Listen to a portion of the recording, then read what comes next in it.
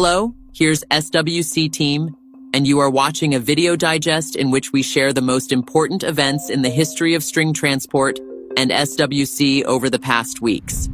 In this release, UST engineers achieved maximum speed of the Carat unimobile. Several UST projects are being developed in Indonesia. Delegation from Brest University visited UST Incorporated. Let's not waste time and get straight to the first event.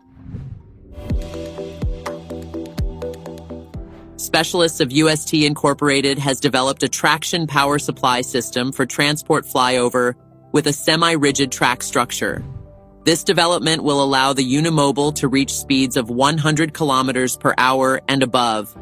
Carat Unibus U4212 has also been modernized. Marketing company Unitsky Nusantara Technologies continues an active dialogue with representatives of government and big business in Indonesia. Specific projects are now being worked on to implement both passenger and freight solutions from UST.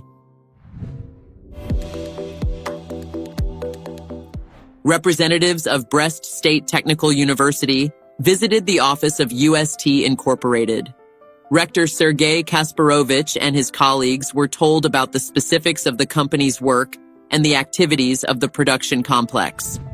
The parties reached an agreement on the possibility of assigning university graduates to work for the company. One of the university's teachers will also be sent for an internship at UST Incorporated.